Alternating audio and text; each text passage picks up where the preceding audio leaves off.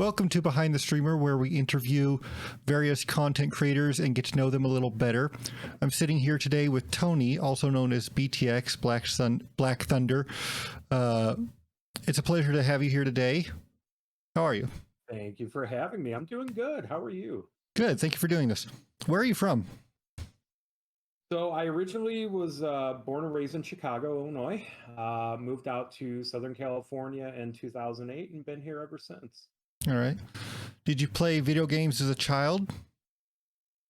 Well, I'm 48, so the earliest video games I got to play were Pong.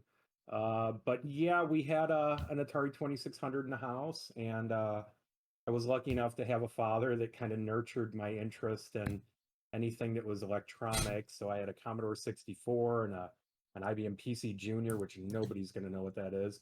But my original games when I really got into gaming were DOS based. My earliest game that I can remember really falling in love with was King's Quest by Sierra. Ooh, yeah. Did you ever play the remake of that? I did. Yeah. It's same but different, if that makes sense. I mean, Yeah. a modern day version. I liked the quirkiness was still there. That was really important. I thought the voice acting was really good. I think it had Christopher Lloyd. You can't go wrong. No. That immediately helped it. I loved it. I thought it was fantastic. I'd love to see them do something and kind of carry it forward. I don't think it'll happen, but I'd love it. Yeah. I think Sierra is the one that made King's Quest, the remake as well. I'm not sure, but I think they have recently either gone bankrupt or something like that, but they were either bought. They did years back. I think Roberta Williams, who was one of the original founders, with her eventual husband as well. It's sad that I know that. was actually involved in the remake, which was really important because you could kind of feel her touch in the writing and the dialogue. Yeah. So what would you say your favorite game of all time has been? It's always tough to answer this because everybody knows my favorite series is the Mass Effect series, and I want to find that couch. Where's me couch? Aha, the couch! We got the couch. Eric, found what you wanted. Sending you the coordinates now. Is that my couch? Is that my couch? And Dragon Age is just barely behind that.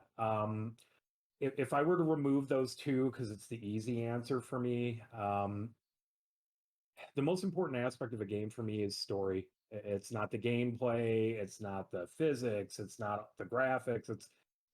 It's got to pull me in with a good story. It's got to be good writing. It's got to be good characters. It's got to make me forget about my day, and that's the whole point. That's the reason we play. Yeah. So if I had to pick something that was not one of those two, I think my next favorite. I really loved the Telltale series games. Yeah. I think Wolf Among Us would probably steal my favorite. Oh, I love something about it.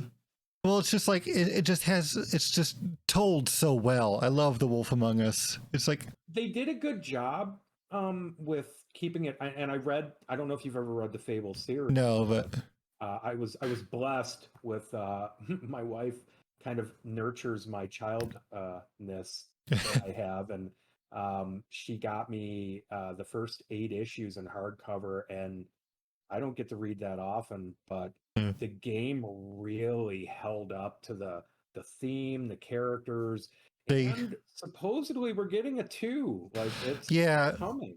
At the time of this recording, they've announced that like they've got some trailer like Snow White saying, "I need you to be like the big bad wolf again" or something like that. So yeah, that game, The Wolf Among Us. Like I love Telltale's games, but The Wolf Among Us is like gotta be one of the best they have ever done. They just told it so well. What was the first game you got into? Do you remember? Like the first game you played, the first game you enjoyed? So if we really go back that far to the first games, I joked around about Pong. I'm not going to lie, I did play it, but I think the first game that kind of scratched that itch was probably Joust on the Atari 2600, and it looked Yeah. horrible. I remember playing in the arcades. That's back when they actually had quarter arcades. Yeah. I'll revise my answer. I'm sorry. No. No, you're not allowed. Gauntlet. Gauntlet was the game that I probably spent an easy $10 on a Saturday playing. And if you go back in time, a quarter of life, a quarter of play. I spent hours playing Gauntlet. Always played the Valkyrie. Loved that game. That would probably be the one that really pulled me into video games hard. Yeah. Yeah. What's your, so you said your favorite thing about a game is story. What's your favorite genre? Would it have to be role playing? If I have to pick only one, it would be RPG, because I mean, you could, typically you're gonna get the deeper stories there than you're gonna get in an action adventure or in retro or something like that. I'm not an FPS person. Everyone who knows me knows that my aim is about as good as Ray Charles. So I can't really. I don't know if we can put that in the video. In the Blues Brothers, his shooting was impeccable, but I think RPG would be hands down what I look for. I think any game that's got role-playing elements and deep story. I don't need action. I like to click on something and have a dialogue happen, and then I can kind of steer where they get. Like a choose your own adventure. Yeah. Probably be the easiest way for me to explain it. So you don't like FPS, but you like choose your own adventure RPG games. Have you ever considered Fallout? Because that has FPS in it, but there's a lot more like of a learning curve. Does it ever appeal to you? I loved the original Fallout and Fallout 2. That was more strategy. More RTS. Yeah. But still had a very interesting RPG element to them as well. I liked tactics too. I know I'm going back into the older games, but I deeply enjoyed New Vegas. Like really loved. So you have played it then? Like, obviously, but yeah. Do you consider that like FPS? Like, do you consider it? No. So even though it has that element, you don't consider it like it's fine for you.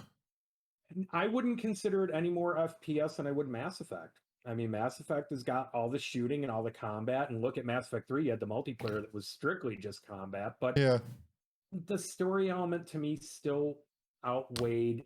Let's be honest, Mass Effect 1, the shooting and combat was atrocious. Yeah. I mean, you needed that strong story element. Even I can go back to KOTOR and say the combat in that for a Star Wars game was, yeah. The story, oh my god! And so Cross the Spire doesn't jack that up. Yeah, so the story aspect and RPG element outweighs the shooting. Yeah. So you just mentioned Mass Effect, and you also told us how like it's like your favorite game series today. And my question is, what is your top favorite game today? But I think I will ask you why. What appeals to you so much about Mass Effect? Is it the narrative?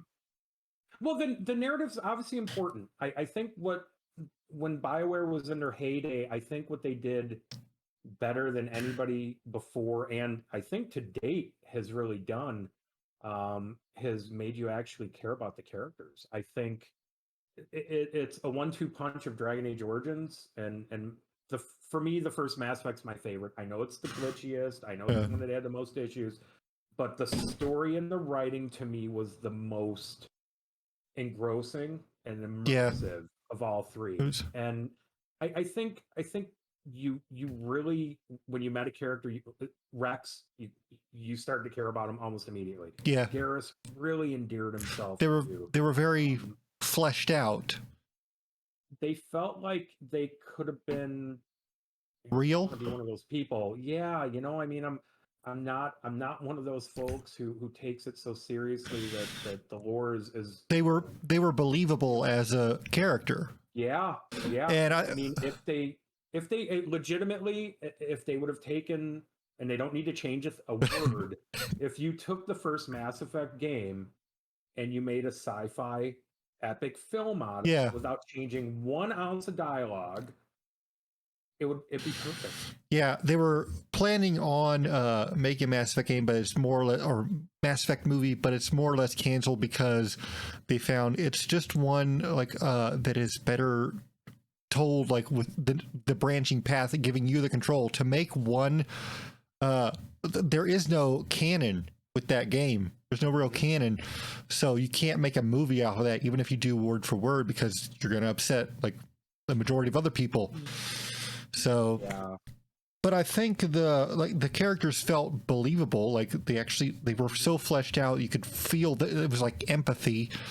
And I think that's what Andromeda was missing a little bit. They just didn't. It didn't seem like, you know how. So you remember in Mass Effect, the first one, where you go to Novaria and they say things like oily shadows, and the girl says like dull stone. Everyone knows who you are, dull stone. There's a certain language and lore. These felt like real races, like real species that like had a backstory that was easy to understand and was fleshed out, and like Andromeda was kind of missing that a little bit. I'm probably in the minority, although a bunch of people have jumped on this bandwagon recently. I've noticed it on Twitter a lot. I loved Andromeda. I know that it had facial issues. I know that it had graphic glitches. I feel it had an incredibly one-dimensional, hollow antagonist in the Archon. I really felt like there wasn't that same Saren personality and feel. But on the other side of that coin, it's been a long time since I've enjoyed a playthrough where they so changed what I was used to and expecting from the original trilogy, and it still worked for me. I liked the combat, and I'm not a combat person. I liked a lot of the character interactions. The biggest problem with that game, in all fairness, was the fetch quests. Yeah, that was really the problem. Back and forth, back and forth, back and forth, and then we kind of got teased DLC with the Quarian arc, and we never got it, so that really rubbed a lot of people the wrong way.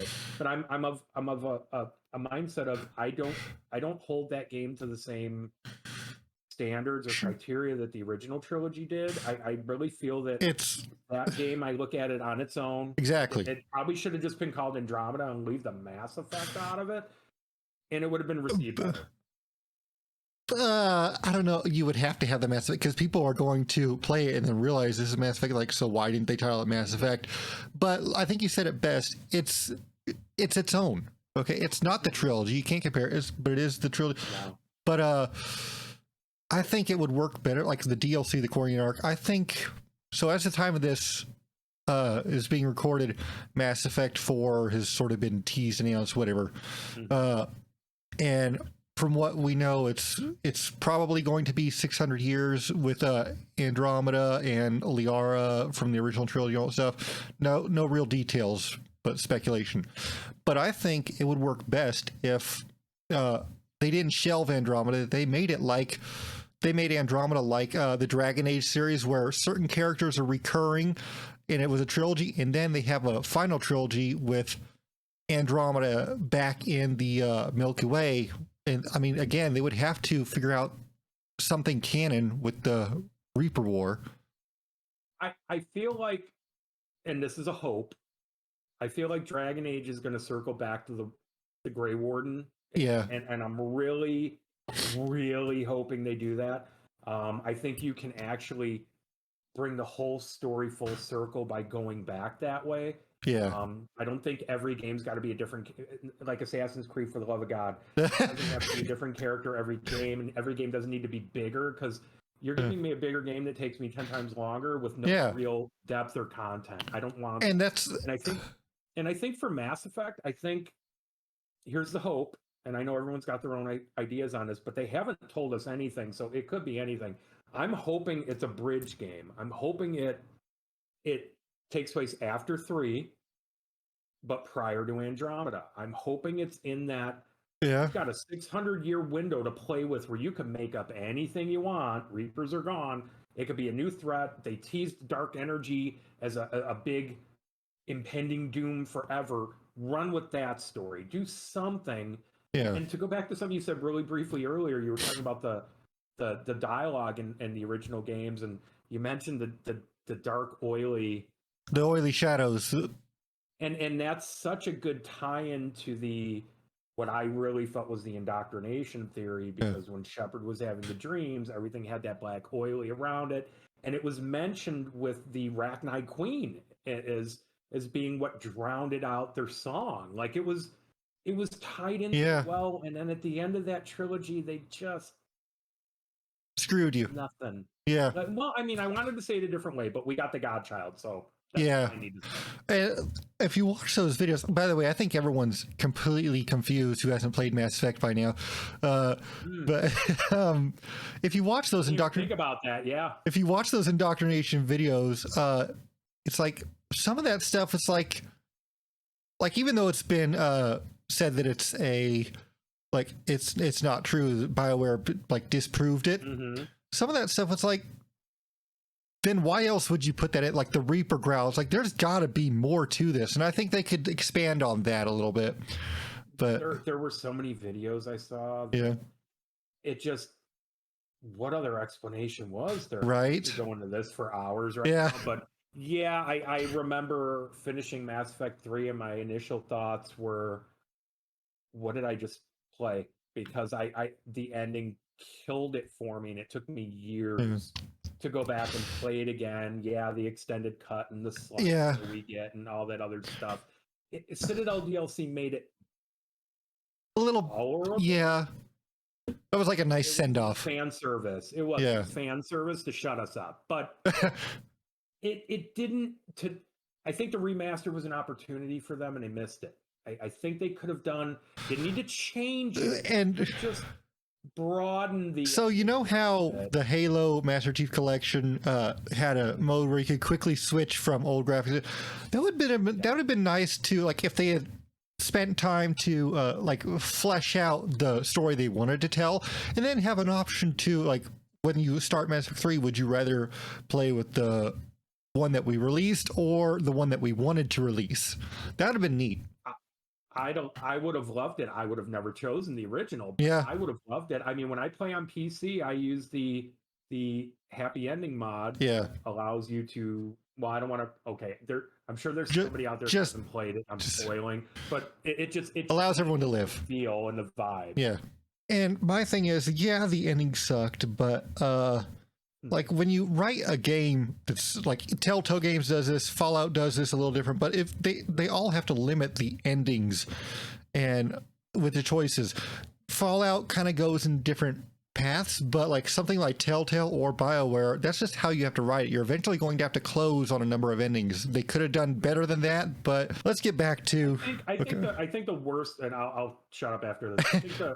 I think what irritated everyone the most is that Casey Hudson came out and said, we're going to have 16 different varied endings. We're going to have all this other stuff. And because he put it out there, what we got was red, green, blue. Yeah. With no other real variants. That's where everyone was upset. It's like, you said you were giving us this, and you gave us this. I think that's where I was upset. Do you think if he hadn't said that it would have been received a bit better?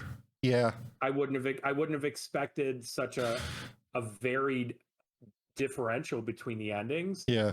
And it might have been a little easier to swallow, because when someone tells you you're going to get something, you don't get it. That's where it sparks a little bit of the outrage. Exactly. Cyberpunk. Yeah. By the way, did you know there's a shadowy person walking around behind you? Yeah, that would be Joe going in and out and grabbing his dinner. Okay, just making sure anyone's like, someone's in his house, like, so. What's the most admirable character you've seen in a video game, and why? Oh God. Tough choice, isn't it? Yeah, because with playing story based, there's a lot of characters I really like. I don't want to go with the easy choice, so I think. Why not? Well, it's I don't want to be cliche. I think if I'm going to stick with the games I like, I'll go with my secondary. I think that I can go with Dragon Age, and I think there's something to be said for Cullen's character in Dragon Age. I think not only did he have such growth, because in the beginning, I'll spoil stuff if somebody hasn't played the 10-year-old game, but his character in Dragon Age Origins was very limited in what you got. Yeah. We met him in the Mage's Tower. He was so boring. Tortured. Yeah. Well, he was a bit tortured, and he just wanted to kill all the mages. And then you kind of get a little bit of a different feel for him in the second game, but it was a position where you really got to some deep inner knowledge and to connect with the character. They fleshed him out. Almost like a tortured character to a degree. And someone who really wanted to do right, really wanted to kind of come through for everybody, really wanted to be the good guy and save the day and be the support. And he had that struggle. Lyrium's struggle was real. And I don't know, there was just something about the character I really like in the first one. Feel like I connected to. Where do you stream? We'll put the link below. But I'm pretty much exclusively on Twitch. I tried to use Mixer when it was a thing, and nobody ever watched. So Twitch is the only place I'm interested in tinkering with YouTube, but right now it's just Twitch. Well, you're doing it now. How long have you been streaming on Twitch? We're going on about 2.5 years. Nice. What was your motivation for streaming when starting out, and how has that changed, if at all, today? I think originally my wife and we were really bored looking for something to do, and we ended up just, I think it was when Dead by Daylight came out, we started to watch streams when it was in early beta, when I believe it was Dead by Daylight was invite only to get the beta keys. And we were watching a couple of streamers, and it was when it was only the Trapper and I think the original 4 survivors or 3. That game is taken off. It's a toxic mess, but at that time it was so different. It was unique. We couldn't stop laughing at this, and the streamers are what made it. Party! Tell him. I will! Yeah, dude. Either. He's got a small and he's no fun. There was no matchmaking, so they used to time when they would try to join a match at the same time to see if I remember that. It was a blast. and then at that point I started to kind of watch other games, and I'm like, oh, I like that game, let me watch someone play it. And I found a couple of streamers early on that I really just had a blast just watching, and then I just started to stream on and off a little bit, and it was a neat way for connection my wife to be able to watch me. Well, she was able to watch me game from the other room. Yeah, I was able to sit at my PC, and then she could just pop it on the TV and pass out to me, playing a game. But ultimately, ran into a streamer that we really enjoyed. We really had a good time, and he kind of was like, "You really should stream." He's like, "You got the personality for it. Oh yeah. You like the games. You're chatty, even when there's like one person in there, which is important." And I think that's kind of the key. I think that'll lead into our next question. What is your stream like? Dysfunction, and I mean it in a good way. Night many ye merry kissing. Seriously, DM it to you're better off doing it to Tia, because she's gonna remember. It's just stuff always goes wrong. Technical difficulty stream. It's affectionately been called. Actually, that's on my t-shirts for the stream. Something will always go wrong. I want to mention real quick that technical difficulties is part of your stream. And before we started recording this, as soon as you got in here, we suffer for like 30 minutes of technical difficulties. So I'm that bad luck troll. Oh yeah. No, it's I joke around all the time, but sadly it's true. It's probably about 80% talking and just random discussions, whether it's talking to the people who come to stream, or me discussing a video or a game or something that happened to me at work or whatever. It's my way of venting it. Those are the best streams, though, because you feel connected to the streamer. Like, as much as I talk, you actually inspire me, because I don't feel I don't talk enough on stream. People will tell me I talk way too much in real life, but I don't. I do it too, but I think the hardest thing to maintain is when there's no chat activity. yeah, Or you might have 5 or 6 people in there might have fallen asleep. I do go on late sometimes, so that is normal. Where people may pass out while I'm playing something, and it's it's hard to maintain a discussion with yourself.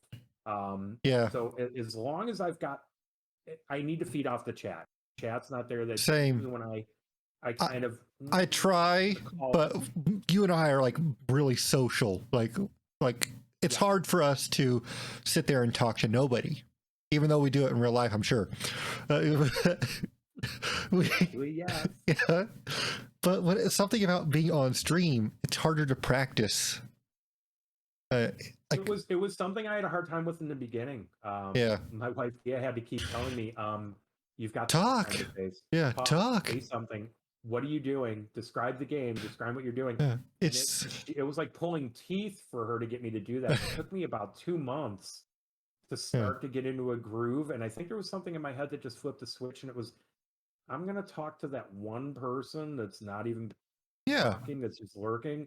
And I'm just going to have a conversation, and I'm going to answer back for them. And I turned it into a thing. And then after a while, it kind of caught on, and I just started to have that, whether it's now people 20 people, I'm going to handle it the same way. Yeah. What's your favorite thing about doing this? It's cathartic. I can sit down after a horrible day or an exhausting day or a day where I'm in a good mood. It doesn't matter if it's positive or negative.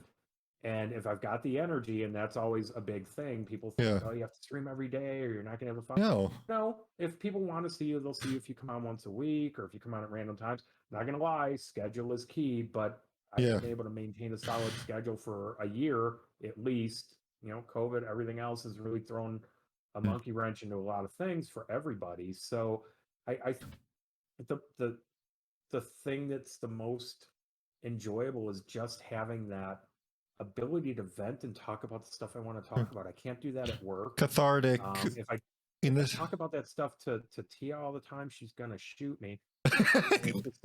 There's just certain stuff that with games or with sci-fi or with TV or with movies that she's already heard 1,000 times, but I haven't been able to kind of get other people to bounce that off of. And sometimes it's fun to just. It's cathartic in the sense of connection with friends, like not just the same, like not just the same people every time. Just now starting to have the paint kind of chip from the heat. It's got a little thermostat on it, which is where I kind of gauge. I try to keep it when it's closed between about 350 to 400. If the temperature goes above that, I'm going to scorch the food. Okay. All right, I need to spread these bad boys out a little better. I'm going to grab the other tongs. You guys can stare at the fire. So what's your least favorite thing about doing this? I want to word it proper. So good luck. I think that the biggest negative, I'll take it this way. I think over the almost 2.5 years I've streamed, and when I started out, I had a weird, huge increase in viewership that went on for about 6 months to a year for that first year, where it was 30, 40, 50 people in there, but it was a little bit more of a rowdy, bordering on toxic environment. Yeah. And I tried to always veer it and tried to always make my own and funny, and it didn't really mesh well, and I ended up having to perform a purge. I think I kind of vaguely remember seeing that. Discord. Yeah, I deleted my Discord. Yeah. I recreated it.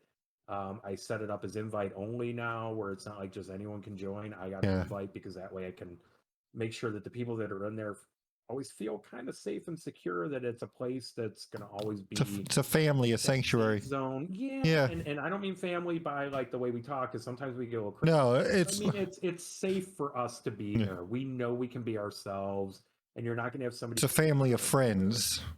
Mal, fucker. All right. Just because it was Mal.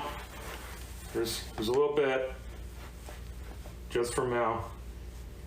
Don't spend it all in one place. The hardest thing when you stream on any platform is getting to actually know your audience. Yeah. Not just, oh, I think this is what they want and I think this is what they like. But actually getting to know people. The people that are in Discord for me are, I know their birthdays. I know I know where a lot of them, their addresses. I mean, we do Christmas cards. We do stuff like that. And that's not creepy at all. It's a cool family vibe in a way. It's about as dysfunctional as my real family because I see them about as often. So family, yeah. I guess in a twisted, funny, comedic sort of way. We all care about each other, but I've like you said, you never know. Really know your audience. And I've had that. I've had people I thought were really close friends, and then they just turned out to be toxic. Yeah. And so it happens to all of us. So advice to anybody out there. Shrug it off and move on. Yeah, but it's hard. Like the closer you think you know someone, and then like this happens, you can't just always shrug it off. We've been through it a few times, and with people that were not just we thought they were friends, but a couple of times that we thought were we would have called like extended family, and same, and then it's just a blow up. Judges a character, and it's kind of I think it bothers us more that we didn't see it. Yeah. That we should have seen some of the red flags, and when we go back and look, we're like, I consider, and and the thing is, we've probably been a red flag to someone else too. I know I have a few times. I'm not saying that. I mean, I'm perfect, but that's just part of weeding out your community, right? There's something to be said for consistency, and there's something to be said for being genuine, and whether I'm somebody's taste or not, what you're getting with me is the same thing that stream gets with me, which is the same thing that Discord gets with me. It's the same thing that everybody gets. It's not I flip a switch and I'm on camera. Yeah. And I don't think you should give everyone the same thing. I don't think you should flip a switch, Yeah, there's no switch. This is what you get. If you like it, great. If you don't, sadly, there's millions of other streams out there. There are people that like what I was saying, like we've probably been the red flags for someone else, or at least a problem is that I know I've had, let me explain if I can. I feel like just as much as people like what they like and don't like what they don't like. So like your person, I know I have an intense personality. You have a warped sense of humor. So does I. And some people may not like that, and that's fine. That's part of building your community. So what they see as red flags, or what they should have seen as red flags to them, is different. There's nothing wrong with it, but you understand what I'm trying to say? I get what you're saying, because I know for me, my personality can be a little bit vocal and direct. Yeah. And not everybody, how do I want to say this funny? Not everyone appreciates the truth. I don't like it. Interview over. So it is what it is. Not everyone is everyone else's cup of tea. That's why there's so many other alternatives out there. Yeah. What streamer inspires you the most today, and why? So I don't.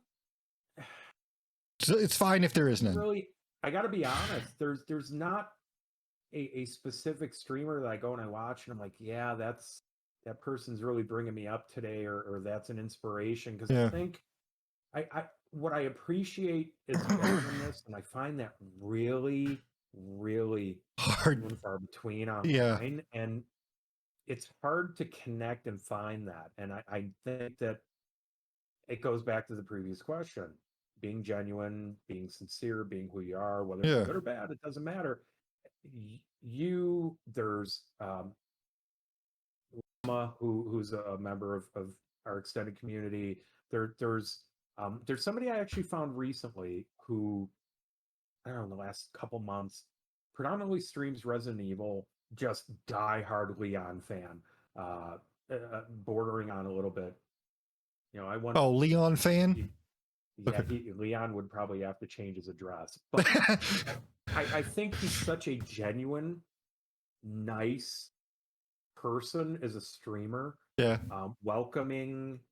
I've been in there when he's had a few trolls in there, and I've never seen somebody so calmly and so well twist it and Yeah. have them go away while being nice. And genuine love for the game, explains everything. We'll chit chat. We'll respond to your questions.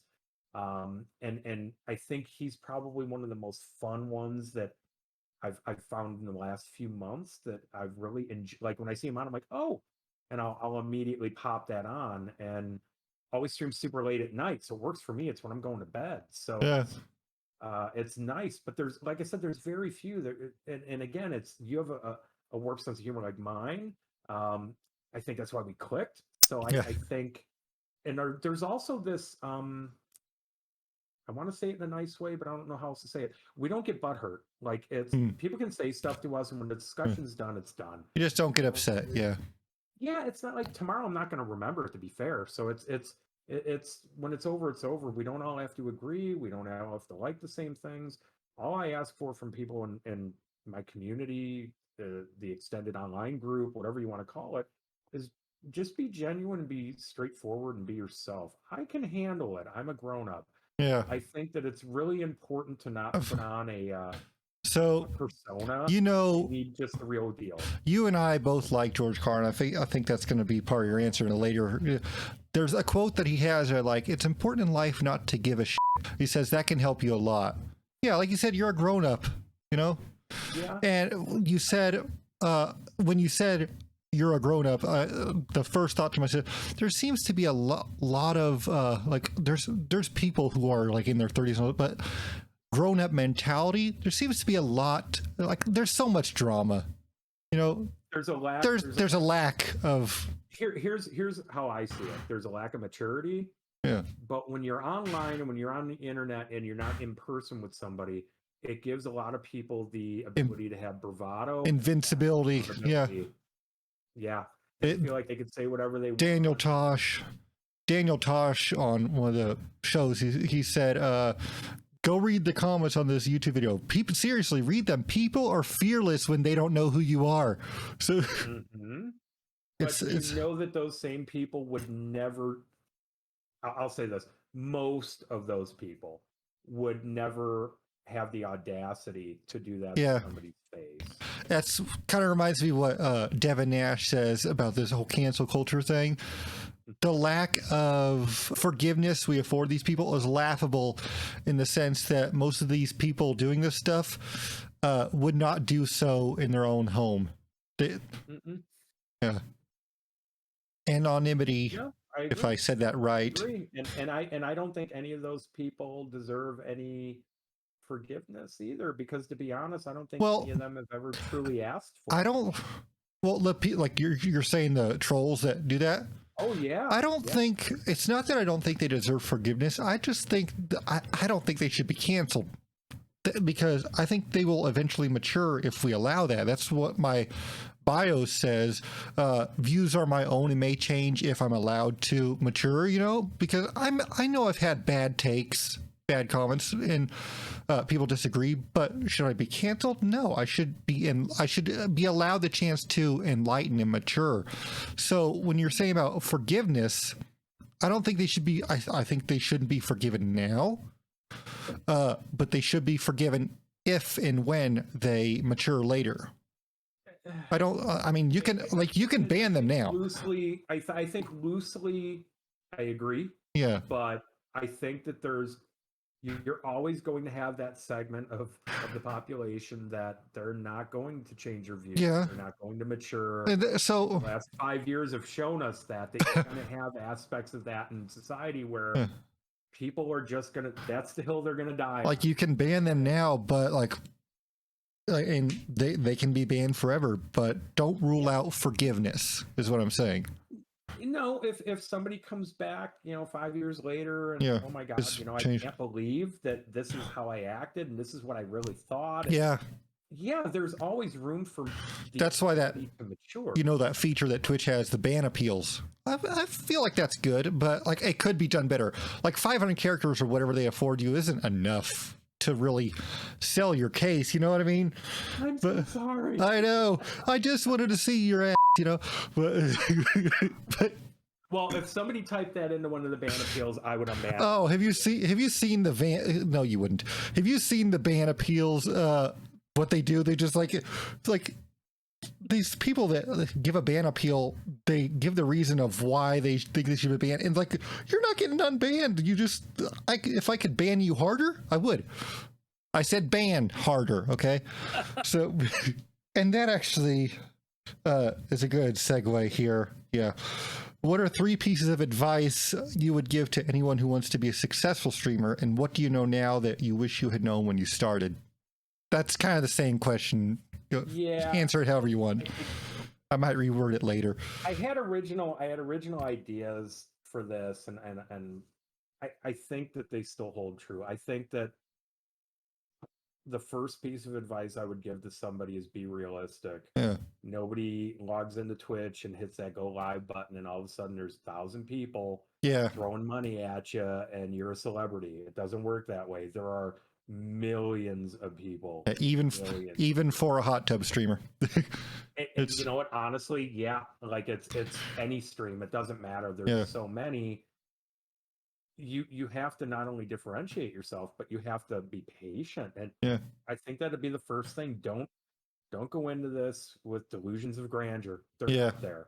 I would say that maybe 1%, I'm probably being generous, probably ever make it to that level of being self-sufficient. You're right. Only 1% succeed because they don't have that. They have the mentality. They don't have delusions of grandeur, and they have something that separates themselves from the rest of the people just going live. It has to be, there's got to be a niche that somebody hasn't found yet, and that's harder and harder to find every day because somebody's already doing it. You have to find a way to do it better. So I think that'd be the first thing. Second thing is have a real thick skin. Yeah, I totally agree. Nothing personally. Like I said, there's so much drama, it's ridiculous. You're going to get trolls. You're going to get people who are going to come in just to pick for picking's sake. It might be something in your bio. It might be your picture. It might be your voice. It might be your setup. I've had it. The games you play. When I first started years ago, they told one of the things they told me was like, you have to let a lot of that stuff roll off of you. You have to have thick skin. And now that the recent tools like tags, I will say this, tags, they're coddling, okay? They have enabled just the opposite mindset to where... Well, it's made it worse. It's actually put a spotlight on it and made it easier for exactly to pinpoint exactly who's it. No, I agree with you on that. I've seen some of your tweets, and I'm like, yeah, I agree. I think, honestly, that there should only be tags for the games. These are the games I'm playing. Or the like the more tag, like it's nice to be underrepresented, but it does nothing for your growth. You can do just fine with just the regular tags that the game gives you. You don't need to be represented because you're reducing yourself to that. I don't think if I logged in and put, Italian Guido, that all of a sudden everybody in New Jersey is going to log in and watch my stream doing fist pump and gym tan laundry. That's not what's going to happen, and it wouldn't be a good. Okay, it might be funny. I might try it once, but no, I don't think that's essential. It's unnecessary because you can build better connections rather than you don't need to be represented. Sorry, this is people are going to have a problem with this, but you don't need to be represented. It does nothing for you. It makes things worse.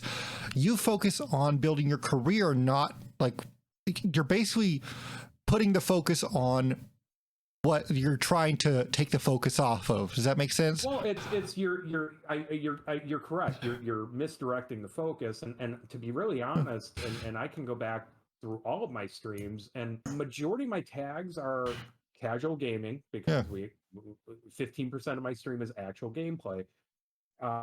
It's basic stuff like that kind of gears toward first single player, stuff like that, and it's kind of pertaining to what I'm playing, but I don't have anything in there for and I've looked at some of the tags just so I could say, I could use that and be funny. But there is one in there for Italian. I was cracking up. I'm like, why would I put this there?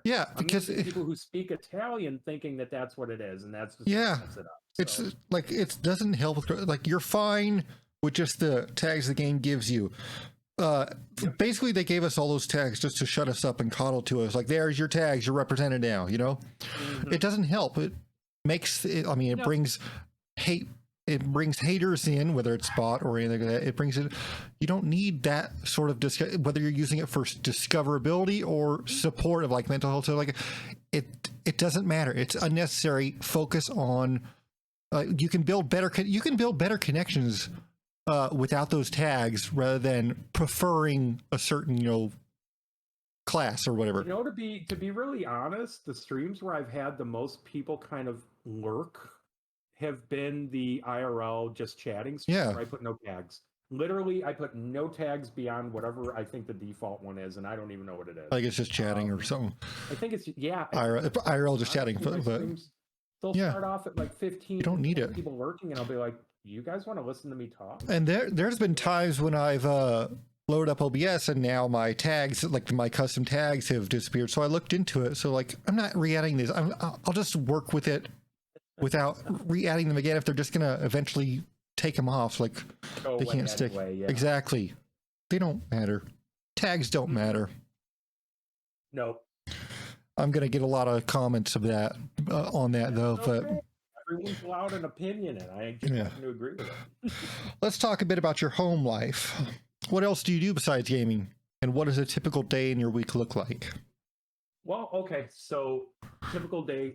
Weekdays are typically, I get up at about 6:30 a.m. I roll out of bed. I get myself situated. I am blessed to be able to work from home majority of the time. So then I log in and get my day going. Is that for COVID or just your job?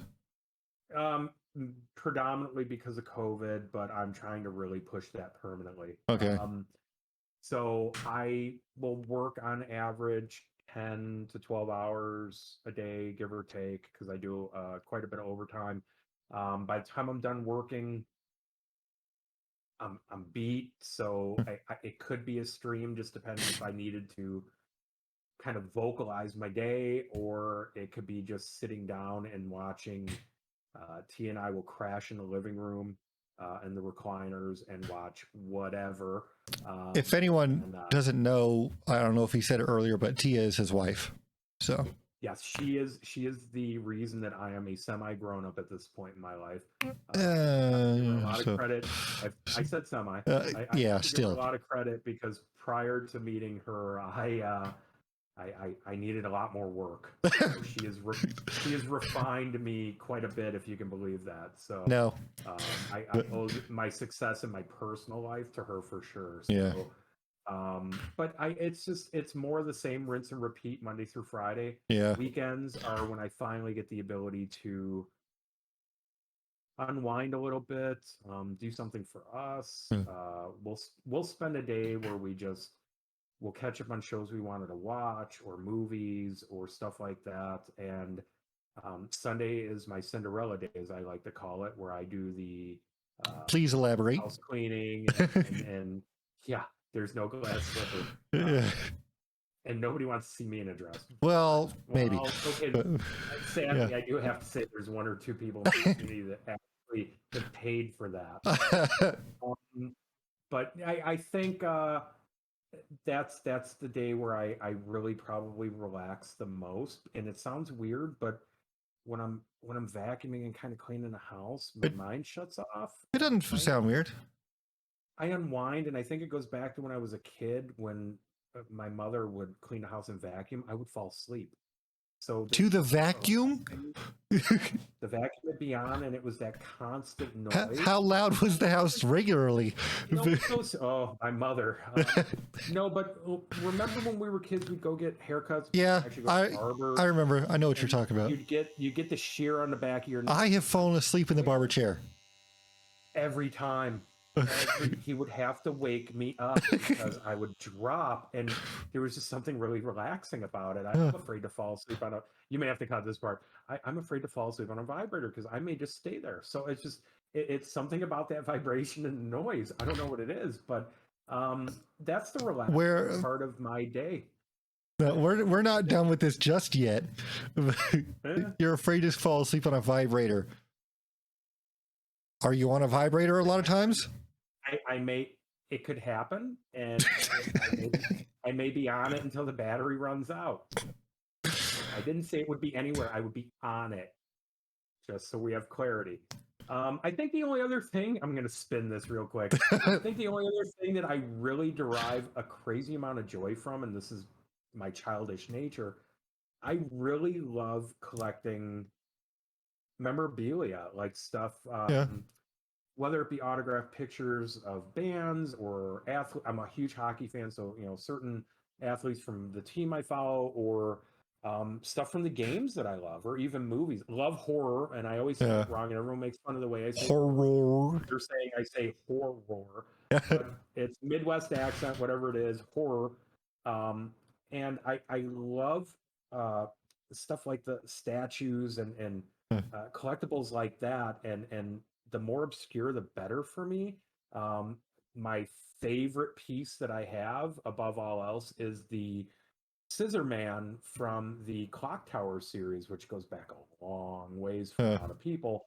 Now, I dig stuff like that. It makes me feel like a kid. I don't play with it. I don't do anything. It just sits there, and I will go in my collection room once or twice a day just to look at the stuff, and it makes me smile. I'm like, yeah, that's fine. I love it.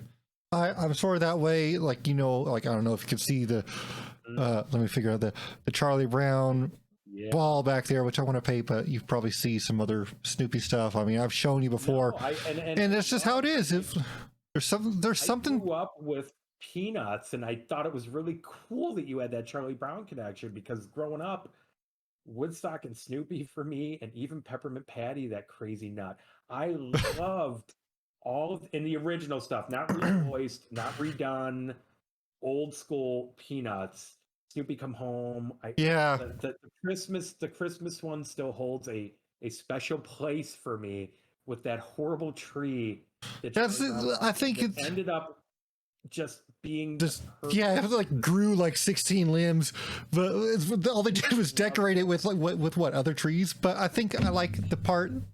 I think the part with I think the reason we like that is because it said it's gotten so commercial. It was like, do they even make real trees anymore? Is like you look around, it's like it's sad. Nothing has changed today. It's just gotten more. It's just gotten worse with that. So I remember being a kid, so I don't think you saw Christmas before Black Friday and Thanksgiving. And yeah, I'm 48, so for me that's going back. Thing is, I remember that too. But now I've seen stuff. It's like July, and I see stuff on, and I want to knock over shelves in stores. So the time of this recording is in the middle of September, and I have like just yesterday we were in the store, and I told the person I was with, like I remember like seeing Halloween stuff in like August, or early September. And then, like, soon after, it was like a couple weeks or so of Thanksgiving stuff, but then it was also like Christmas is merged in. Now, the Christmas, I was at the store, and they have merged, like, on the display there. They've got Halloween with Christmas. I'm not talking like Nightmare Before Christmas. I'm talking like Santa next to a devil, or Tia next to a devil. I would kill to see that and be able to take a picture of it and send it to my father. But I agree. I mean, pretty soon it's going to be Christmas, and we're going to be seeing fireworks for 4th of July. I can't. And I love Christmas. I'm a child internally.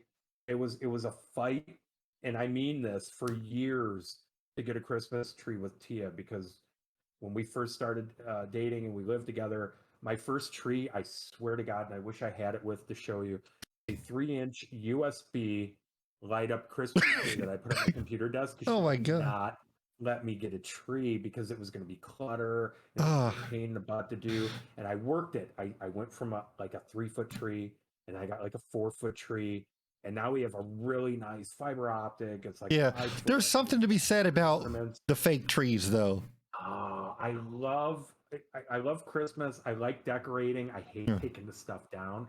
But the joke for this year is, because Tia got really into certain games, partially for me, and then partially she kind of introduced it herself, and Dead Rising 4 became a huge game for her to play, and it's got the Christmas theme in Dead Rising 4, and it has their own versions of Christmas songs, and I like them better than some of the commercial crap that's out there. So I told her this year Yeah. for Christmas, we have to have the menu screen for that game up because the songs were more enjoyable for Christmas than anything I've heard in years. Reminds me of Dead Rising up.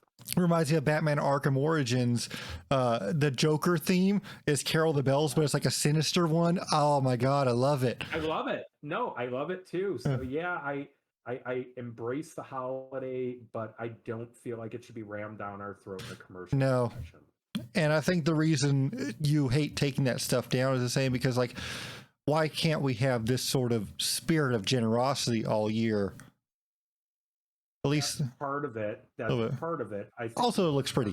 For me, I think there's something about when I would come downstairs in the middle of the night to grab something to drink or do something like that, and the Christmas tree would be the only light. It would be kind of like my version. Yeah, it puts an ambience out that you just don't get anywhere else. It was a comfortable feeling, if that makes sense. It was just like Yeah. I could see it, and it was a relax moment. Yeah. It kind of always put a positive. When you were a kid, Yeah. like when you were a kid, you see that like, this is good. Bad ones. We've all had good and bad Christmases. But like when you were a kid and you would see that, like it gave you hope. Like this Christmas is going to be good. To me, anyway. I think it reminded me a little bit more of my grandparents than anything else. I spent a lot of time with them when I was little, and old school off the boat Italian grandparents that had a beautiful tree, and it reminded me of the food. And I think the funniest part of Christmas for them was they never really understood Christmas wrapping paper. So it was wrapped. I had stuff wrapped in Easter paper, Valentine's Day paper, birthday paper. My sister once always got the wrong gifts. Always got the wrong gifts. My sister once be like, "This is for you." My sister, yeah, I know. I've had that before. Oh, and I forgot to give us this Christmas. Oh, you're going to hell. But my sister has given us a present wrapped in duct tape before. So yeah, I know what you're talking about. I have a sibling like that. And it wasn't like a gag gift. It was just like, oh, this is duct tape. Here we go. Does your family, so you talked about how Tia sort of supports the streaming a little bit, I think is what she said, something like that. She's really the, I mean, you know, my age, it's really nothing I do really requires that kind of support. Yeah.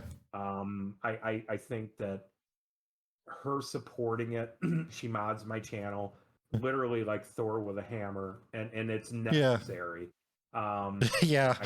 I need her to be that person because nobody else is. There is something like to be said about like a personality like yours and that does tend to bring in some other people that think they're, you know. We play off each other really well. I think anyone who's watched my stream will hear her in the background call me out on shit, or she'll intentionally give me a hard time about stuff just because she likes to see me kind of get all worked up, because when I get worked up, apparently I get the Chicago accent to come out. So she actually she's been really fun with that stuff. She really kind of embraces it, and she sees the change in my mood when I go on and I have fun and I lighten up and I let go of the week's stresses or that work day's stresses. Yeah, it's like you said, it's cathartic. A better place. Yeah, it puts me in a better place. So when I come to bed, I'm not, you know. And the thing she always says is she hates Grumpy Tony. And I've been to your stream and I've seen Grumpy Tony a few times, and it's not that it's like it's scary or anything. It's not that it's scary or anything, but it's just not fun to watch. And so it's not as welcoming. And, it does happen occasionally, but I think majority of the time, I think people see just regular old goofy ass. Yeah, same here. And then when like you're having a bad moment on stream or something like that, for whatever reason, and we all have them. Exactly. It's just not like people leave because they don't want to watch that, but like at least you have someone there that can change it or help. So and she's good at redirecting. If she sees me going into a little bit of a funk or a little bit of a mood, she knows instinctively how to immediately turn it around. Harris Heller, you know who he is. He said one of the things, like if you're going to be a streamer in a relationship, you have to have that sort of understanding and boundaries. He said something like that, but it's the same thing, and I agree. She keeps me centered with, well, most things. Yeah. Pretty much. We're opposite in a lot of areas and personality, but she really does keep me centered. Like me, I would like to like have like if my wife or whatever, I would have to hash out that like Monday, Wednesday, Friday, 8 to 12 or whatever is stream time. So like no disturbing, stuff like that. And I think that's what you need and something like that. And so she can be there and like mod and all that stuff, but there has to be like there has to be compromise there. There has to be a understanding of this lifestyle. And I think that'll, because I don't think I ever give you a third, and I think I probably changed it, but you just mentioned it. You were asking for the three kind of tips or advice I'd give to somebody, and it was, low expectations starting off, thick skin. You have to have really good mods. I think that was something I really didn't think about when I initially That's got the question. something I've struggled with too. We all see people come in and say, "Oh, can I mod?" No, those aren't the people. No. You want people that have been around you, exactly, around the stream, reflect like they know you and reflect. They can act. Other than Tia, they can act the way that you would. Them, Shadow and Tactical, and they have been around since almost the beginning portions of streaming for me. Yeah, and we clicked right away. And I think I asked Tactical really quickly. It was just a vibe. Yeah. And he has been, I always joke around about him being Amish, just because the kid never watches movies, never catches TV. I'm surprised he has power. But he's one of the most genuinely good people I've ever met in my life. I'm not even close to that. Yeah. And I think having someone like him around, and then having Shadow, who is the sarcastic, well-read, funny, but he is such a sarcastic. But he is a good mod though. Yeah. But yes, and he's not going to let anything happen. And then I have Tia, who can keep them both directed the way they need to be, because it is like whip them into children. Yeah, and that's needed. You kind of need that parent. So yeah, she's a parent. Having people like that you trust, that are going to not only be there for you, but they're going to watch out for you when maybe you're involved in a game. It's really easy to miss chat. We've all been there, where sometimes chat will just go flying, and I will miss 30 things, and I can rely on them to either bring a point back, or that they will have caught something I didn't. They will act on in a way that you would act. That's what you need as a mod. People, Like I had an apply for mod channel, but I got rid of it because like that's not the mods that I want. You have to, like, I realize there's more to it. For mods is not only people that have been around a long time, but, and this is going to sound bad, but it's kind of necessary. People who either don't stream or don't stream often, because I found in the past when I had they had the time. Streamed a lot. It wasn't even that. It was more that they were always kind of promoting to pull over to their stream. Yeah. At one point, I had a mod who went on live when I was on, and I'm like, really? And it was just. And they also kind of act in like the way that they would mod for their stream a little bit. Yeah. So to have someone that doesn't stream, like having that, and well, then you don't have that. Wow, I just blanked on the word I wanted, but you don't have that issue of where they're worried about their stream and how they're gonna, maybe they see something in yours that they're gonna want to do in theirs. It helps you maintain that little bit of individuality, and still have a supportive family-like member that's going to look out for you in your stream, where they're not worried about theirs, or they don't have to run off to theirs. I'm not saying that they don't stream or that they don't have the ability to, but where that's not their primary focus. I would say like it's not like someone that doesn't stream. It's someone that will be there and act on your behalf. Like I have some mods in UK that I know are watching, even though I'm in America and I may be asleep, but I know them well enough to know that they will, if they see something, they will step in. And I have people that will step in, even if they're on stream, they will keep a lookout. So that's good. So we kind of answered this. What keeps you going when things get tough in your life? And it would probably be streaming or having some way to vent. I think that the most important aspect to maintain and keep in mind when things are not going well, and I think the last year and a half to 2 years have been brutal for everybody, is What do you mean? just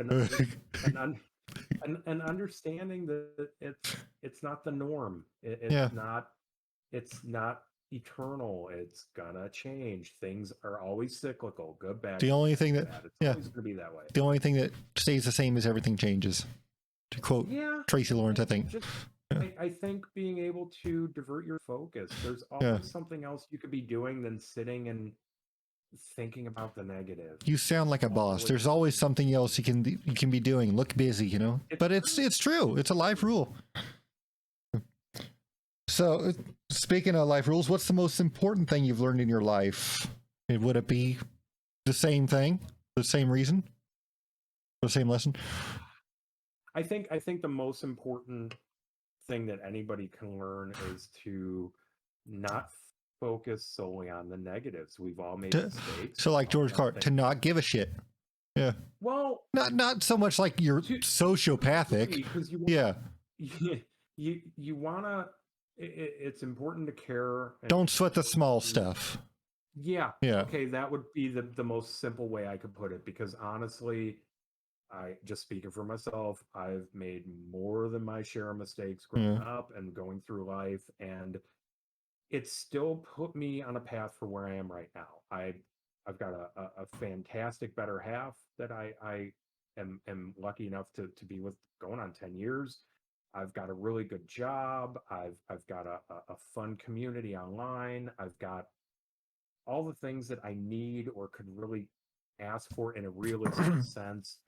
And you know what? A lot of those mistakes put me on this path too. So every negative and bad thing that happens, it's growth. The end of the world. It's just suffering and mistakes make you mature. That's what it is. So like cancel culture kind of cancels that. You can't be yourself without both. You have exactly. the bad. You have to have those mistakes to learn the lessons. And you need to learn from them. Yeah. That's the key. Before we get on to the philosophy section, what are you laughing at? But you've talked about your job. I don't remember if you ever said what you did, if you wanted to say it. I don't know. So but I originally I worked in the IT field as a field technician.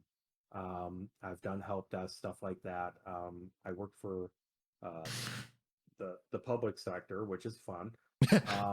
And I, over the last year, transitioned to a completely different position where I kind of handle procurement of software, licensing.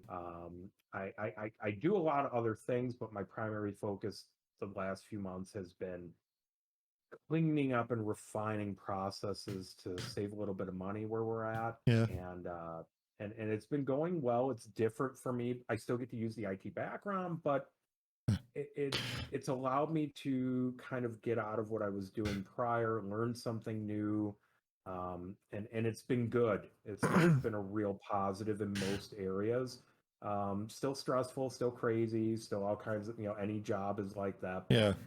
It's beneficial to occasionally try something new. Exactly. You got to have that, that allows for growth. And like I said, it's stressful. So that's why you stream, because it helps you relieve that stress. Exactly. Yeah. It is you would say it's a very stressful job. One of the most stressful. What you do, excuse me. I think of all the jobs I've had, and I've done everything from bartending to waiting tables up to what I'm doing. I can totally see you as a bartender. Oh, I was a riot as a server. I bet. I feel like I was a little bit of Ryan Reynolds in Waiting, just not as big of a pig. But yeah, I think that movie really is near and dear to my heart. Yeah. Waiting is worth a watch. I think it's the most. I think it's the most intensive job I've ever had that requires a lot of attention to detail, a lot of focus. So yes, it can be stressful from the aspect of I'm always worried if I'm missing something. Yeah. And I tend to think about work more than I should. Yeah. I understand. So if life could come with a manual, this is kind of reminds me of the life lesson question, but if life could come with a manual, what are the top 3 things you've learned the hard way that you think should be in the manual? How did you learn them? I think we kind of covered some of them. I think so. To I might shorten it up for you. I think that I obviously, don't sweat the small stuff. It sounds cliche, but it really does. It's kind of the same as the Twitch rules a little bit. Yeah, and in a similar kind of a way. Yeah, I think don't sweat the small stuff. This is the first episode. I might like reword some of this stuff, but I think they're valid. I think they're valid questions. I think you need to embrace the ideal that you should always try to maintain accountability for your actions, whether they're small or big. I think that's something that's really lacking in life for a lot of someone people. Told me like a few years ago, there was another streamer, they told me, and this has stuck with me, whatever you are, own up to that shit. Okay, whether it's good or bad, don't deny it. You did it, you said it. Who you are, but that kind of stuff. I think it's if whatever you do, whatever stance you're going to take, own it. There's a line in the first Witcher game that I always liked, where this lady of the lake is giving your character the sword. So you know the line, don't you? It says, never lie, even if it means your death. It's basically the same rule. It's a good game. It's basically the same rule. Don't stop being who you are, but own up to it if like you've made a mistake or something like that. And learn. We'll have those. We've all had those moments, and look, I'm 48, and I still have them occasionally where there's part of me, and whether it's ego, whether it's pride, you don't want to always own that shit. But I think it's really important to accept accountability for your actions. And Tio will be the first person to say that the hardest thing for me to do in life is apologize and mean it. Really? And it's something that, and it's something that I still am working on to this day, because we will have. Why is it like? I don't. Is it like, I don't want it to sound bad, but is it because you still think you're right, have a bit of an ego there? Yeah. I understand though. Even though that I attribute it to ego, I think sometimes. Why should I have to apologize? I'm right. I think my view can be very narrow. Yeah. At times, I'm almost like blinders with a horse. So I think there's a lot of times where things will come up where I just don't see the other side the way I should. And I am one of those people that does continue to mull things over. So I think a lot of times, just in my personal life, I think that there'll be where a couple days will go by. Yeah. And then I'll be like, was it really like, was I in the wrong? I've done the same thing. Not even that. It's just that whether it's right or wrong, I can see their other side. I can see what she meant.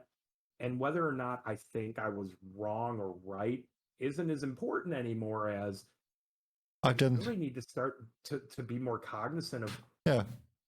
I may think I'm right, but she does too. So there's something to be said. There needs to be compromise there. Put yourself in the other person's shoes, realistically, and I'm not good at it. I said I'm still working on it. Same. And it's really important to be able to kind of put yourself in someone else's shoes and be like, if it were me, I think realistically, how would I feel if this played out this way and I were on the other side of this? Yeah.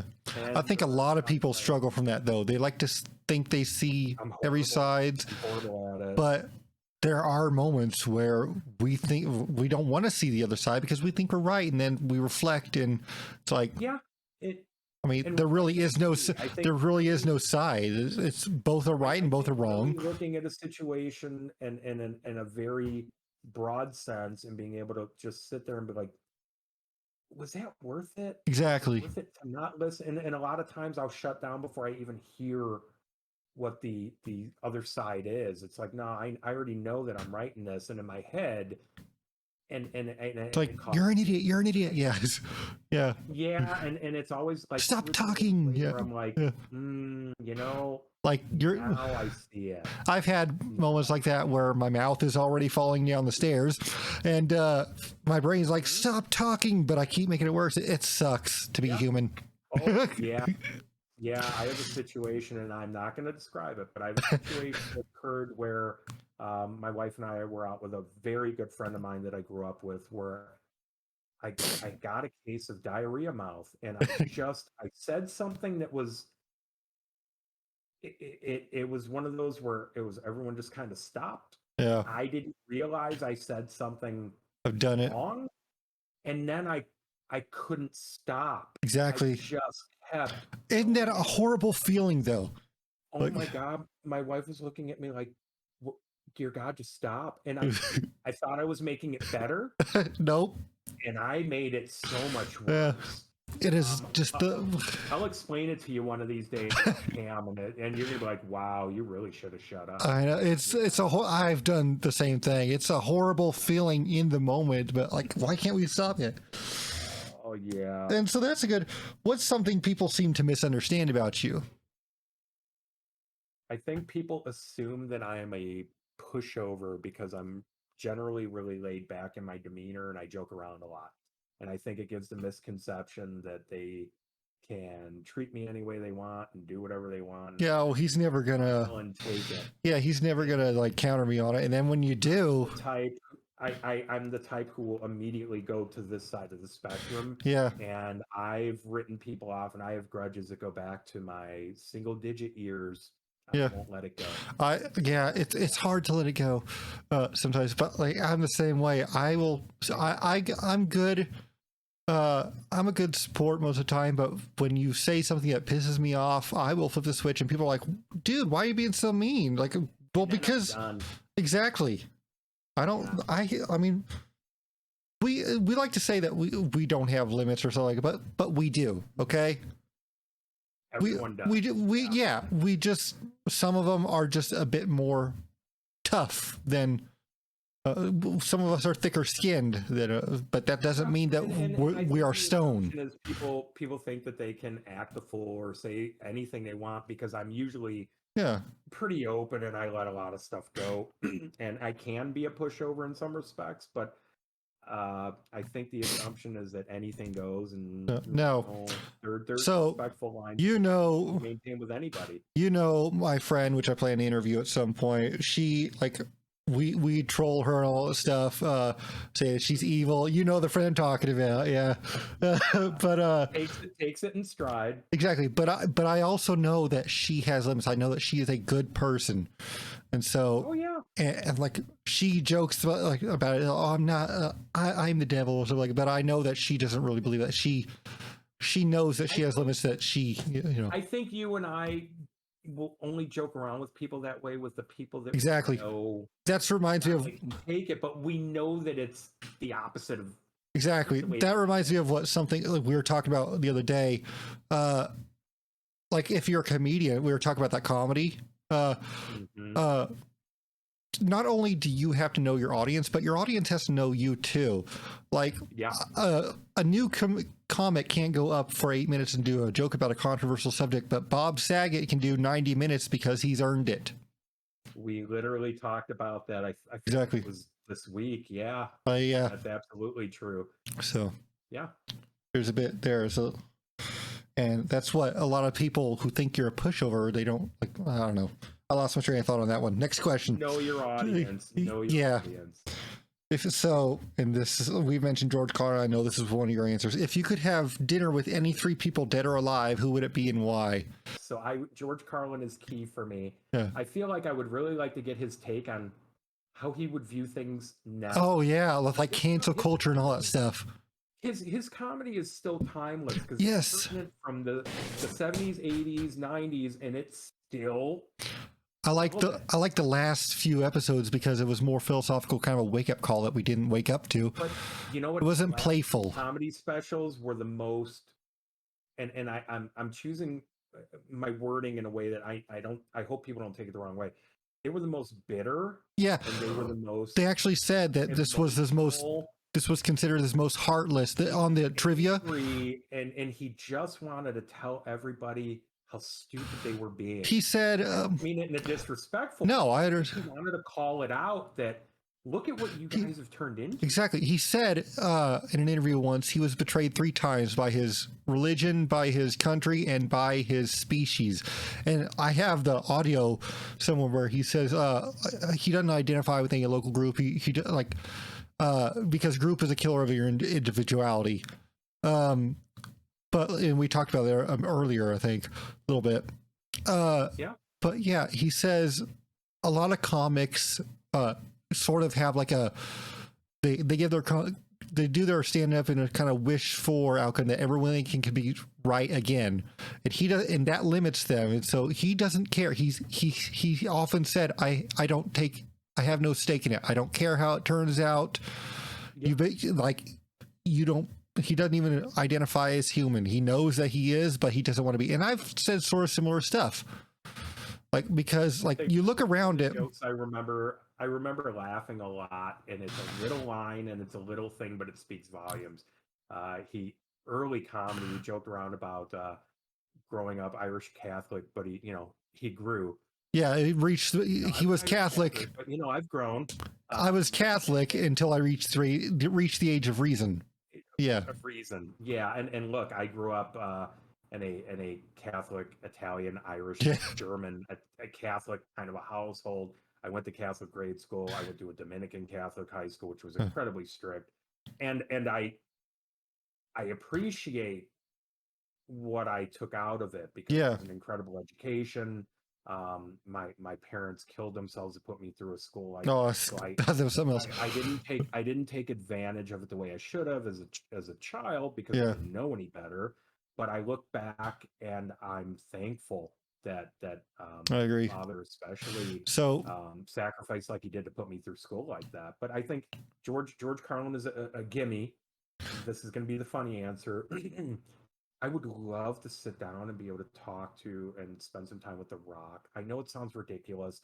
He just has this kind of personality where it makes you just want to smile around him, and I think that's a contagious kind of a thing. But now the dinner, flesh, it is what it is. Now the dinner, though, is he going to be the one that's cooking it, and will it smell good? You know what? I would definitely smell what The Rock is cooking. You got it. I grew up as a wrestling fan when it was good. Yeah, not when it was now. it's oh my god, what happened to it? I think my third one is selfish in nature because it's just the crush I've always had. But oh my god, I remember this. But she would have to be dressed in the outfit from Underworld. And that's it. I don't even need her to talk. So Kate, if you're out there by some chance listening to this, stay away from Tony. So yeah. I have Tia. I'm good. So, but those would be my fun goof ones, and for different reasons. But yeah, I think it would be that the fanboy in me for all 3 would come out. So I think it would be really fun. Oh god, you get so many restraining orders from all 3 of them. So. Now, George Carlin also said, for George Carlin at least, George Carlin also said,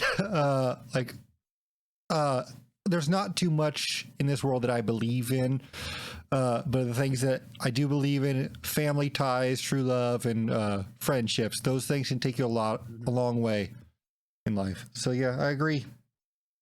Where was he when I was growing up? Well, I think that's all the questions I have. Thank you for coming. I think that was all you had. It was fun. I loved talking. Obviously, we went way past the time I anticipated. I think not way past, but it's good to be able to gab and to be able to just kind of express my opinions, my views with somebody who gets it. So that's you've become a really good friend, not just the streams. I was gonna say the same thing. Like, I consider you one of my closest friends. I'll pop into Discord and it'll be, what crazy did he say today?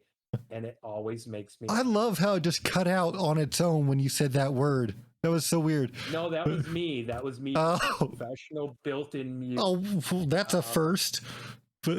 Yeah, it probably won't happen again. No. But no, it's always something that I'll see my phone go off and be like, oh, what did he do?